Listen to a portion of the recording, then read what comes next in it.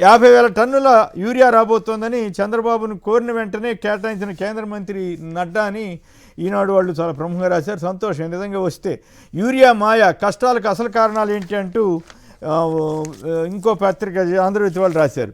మరోవైపు యూరియాకు సంబంధించి కొనసాగుతున్న ఆందోళన మీద సాక్షి ఇచ్చింది. ఈరోజు రైతు ధర్నా కూడా జరగబోతోంది. యూరియా సమస్యపై మీరేమంటారు పురుషోత్తం రెడ్డి గారు? రైతులు మొదటి సంవత్సరం ఈ రోడ్లోకి వచ్చే పరిస్థితి రావడం అనేది ప్రభుత్వం యొక్క పనితీరుకు అద్దం పడుతుంది. మామూలుగా ప్రభుత్వం నుంచి జగన్మోహన్ రెడ్డి గారు ఒక భరోసా ఇచ్చారు, రైతు భరోసా పేరుతో. రైతు భరోసా అర్థం ఏమిటి? మనం పంట ఇచ్చేటప్పుడే ప్రాథమిక అవసరాలు తీరడం కోసం రైతు భరోసా ఇన్ టైంలో ఇస్తే, రెండో దఫాగా ఎరువుల కోసం ఇస్తే, అట్లా ఒక క్రమ పద్ధతిలో కేంద్రంతో మాట్లాడుకుని ఇచ్చే ప్రయత్నం చేశారు. రైతులకు సలహాలు ఇవ్వడం కోసం రైతు భరోసా కేంద్రాలు ఎఫెక్టివ్ గా పనిచేసే ప్రయత్నం చేశారు. ప్రభుత్వానికి మిల్లర్లకి మధ్య ఇష్యూ వచ్చినప్పుడు దాన్ని మానిటరింగ్ చేయడం కోసం రైతు భరోసాకి ఈ రకంగా మల్టిపుల్ గా ఆనాడు ప్రభుత్వం ఆలోచించింది. ఇప్పుడు ప్రభుత్వం ఏం ఆలోచిస్తా ఉంది? అసలు జగన్మోహన్ రెడ్డి 5 ఏళ్ల కాలంలో ఇంత భారీ ఎత్తున రైతులు వచ్చిన పరిస్థితి ఏమైనా ఉందా? 5 ఏళ్ల కాలంలో ఇప్పుడు మొదటి 6 నెలలకే ఈదులోకి వచ్చారు. ఇప్పుడు జగన్మోహన్ రెడ్డి గారు 3 యాత్రలు చేసినారు. ఏది? మిర్చి రైతుల యాత్ర, మామిడి రైతుల యాత్ర చిత్తూరు జిల్లాలో, పొగాకు రైతుల యాత్ర. వెళ్లాల్సిన పరిస్థితి ఎందుకు వచ్చింది? ప్రతిపక్ష నాయకుడు గెలిచిన 6 నెలలకే ఎందుకు అంత జనం వస్తున్నారు? ఈ రైతు యాత్రకి ఎప్పుడు జగన్ గారు వెళ్ళినా కూడా షరతులు, మీరు ఏ ఉద్యమానికి షరతులు ఉండవు, రైతు యాత్రకి వెళ్ళినప్పుడు షరతు. ఎందుకంటే రైతుల్లో ఆ గ్రావిటీ కనిపిస్తోంది ప్రభుత్వానికి. కానీ ప్రభుత్వం ఇప్పుడైనా కీలకమైన రైతు సమస్యల విషయంలో పట్టించుకోవాలి. ఈరోజు వైఎస్ఆర్ కాంగ్రెస్ పార్టీ ఆందోళన చేసింది. ఆందోళన చేయడం వాళ్ళ బాధ్యత. ఇప్పుడు రైతులకు సమస్య ఉన్నప్పుడు రిప్రజెంటేషన్స్ ఎవరు? ప్రతిపక్షమే కదా. ఆ పాత్రను వైఎస్ఆర్ కాంగ్రెస్ పార్టీ ఈరోజు పోషిస్తోంది. ప్రభుత్వం ఏమంటా ఉంది? ఉద్దేశపూర్వకంగా రైతులను రెచ్చగొడుతున్నారు. రైతు చాలా అమాయకుడు, రెచ్చగొడితే రెచ్చిపోవడం, బెదిరిస్తే బెదిరైపోయే టైం కాదు. ఇప్పుడు నిజంగా యూరియా కానీ, రైతు భరోసా నిధి కానీ అన్నిటికీ కరెక్ట్ టైంలో వచ్చి వేసి ఉంటే వైఎస్ఆర్ సిపి రమ్మంటే పరిస్థితి వచ్చేస్తారా? రైతులు రారు కదా. కాబట్టి ఈరోజు వస్తున్నారు అంటే సమస్య ఉందని అర్థం. కాబట్టి వస్తున్నారన్న సమస్యను ప్రభుత్వానికి ఎన్లైట్ చేసే ప్రయత్నం ప్రభుత్వం చేస్తా ఉంది. ఇప్పటికైనా ప్రభుత్వం దీన్ని సానుకూలంగా తీసుకుని సమస్య పరిస్థితి. ఉదాహరణకు పొగాకు రైతులకు జగన్ గారు వెళ్ళారు, మరుసటి రోజు లెటర్ రాస్తారు.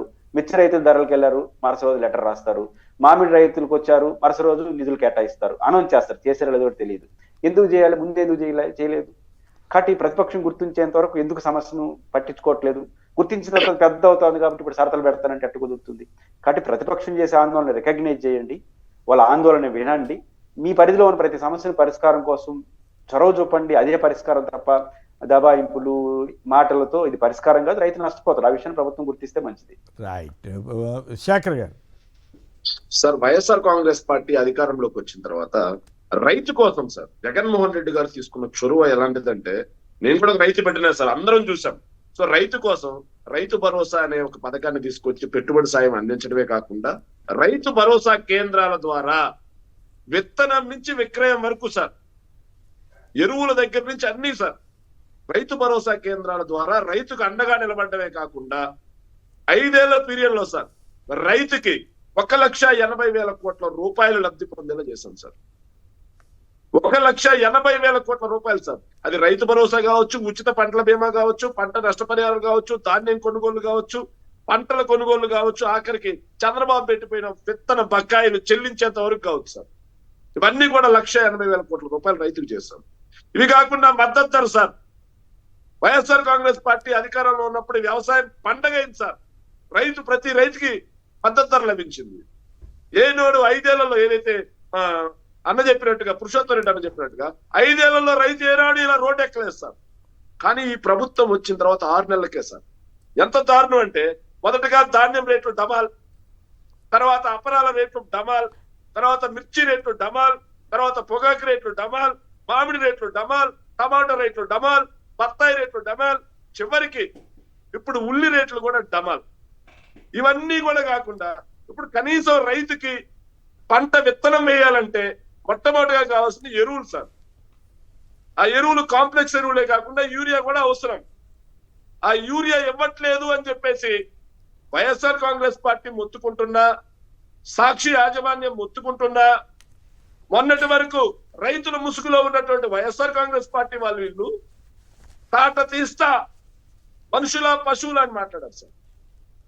ఇక రైతులైతే రైతుల్లాగే ఉండండి, యూరియా వేస్తే విషతుల్యమైపోతుందని చెప్పి బెదిరించే ధోరణిలో మాట్లాడారు సార్.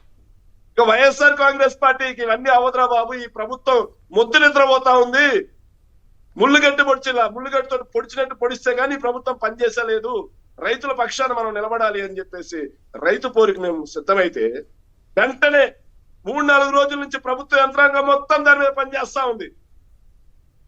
మరి మొన్నటి వరకు యూరియా సఫిషియెంట్ గా ఉంది, వైఎస్ఆర్ కాంగ్రెస్ పార్టీ దుష్ప్రచారం చేస్తుంది, రైతులను రెచ్చగొడతా ఉంది అని చంద్రబాబు నాయుడు గారు మాట్లాడింది. మరి ఈ రోజు యూరియా కొరత ఎలా వచ్చింది?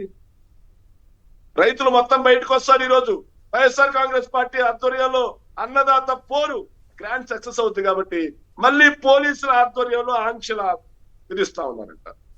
12 మంది ధర్నాలో పాల్గొనాలి. ఇదేం సార్ ఇది? ఎమర్జెన్సీ మీరు చూసుంటారు సార్, మేము చూడలేదు, చిన్నపిల్లలు కూడా పుట్టిన కూడా పుట్టలేదు సార్. ఎమర్జెన్సీ మీరు చూసుంటారు సార్, ఇది అప్రకటిత ఎమర్జెన్సీ. తెలుగుదేశం పార్టీ అధికారంలోకి వచ్చిన తర్వాత నుంచి వైఎస్ఆర్ కాంగ్రెస్ పార్టీకి ఒక ప్రతిపక్షంగా ప్రజా సమస్యల పట్ల పోరాడే హక్కు ఉంది, ప్రజా సమస్యలని అధికార పక్షానికి వినిపించే హక్కు ఉంది, నిరసన వ్యక్తం చేసే హక్కు ఉంది. మనం ప్రజాస్వామ్యంలో ఉన్నాం కాబట్టి. కానీ ఈ ప్రభుత్వం ఏంటి సార్, వైఎస్ఆర్ కాంగ్రెస్ పార్టీ ప్రజా సమస్యల పట్ల పోరాటం చేస్తామంటుంటే మీరు నలుగురే చేయాలి, మీరు ఇద్దరే చేయాలి, మీరు ఒక్కరే వెళ్ళాలి, ఒక్కరే వెళ్ళాలి, ఎవరు వెళ్ళడానికి లేదు, మీరు మాట్లాడడానికి లేదు, సమస్యల్ని ప్రజలకు చూపించడానికి లేదు. మనం ఈ రోజు ప్రజాస్వామ్యంలో ఉన్నామా లేకపోతే ఎమర్జెన్సీలో ఉన్నామా? చంద్రబాబు నాయుడు గారు కూడా ప్రజలకు సమాధానం చెప్పండి. సార్ ఈ రోజు మళ్ళీ చెప్తా ఉన్నాం సార్, రైతులకి ఈ రోజు ప్రభుత్వంలో రైతులకు ఎంత దారుణమైన పరిస్థితి ఉందంటే, నేను చెప్పాను సార్, ఒకవైపు గిట్టుబాటు ధర లేదు, మరోవైపు ఆల్రెడీ చెప్పారు అవన్నీ, చెప్పిన యూరియా లేదు. Right, okay.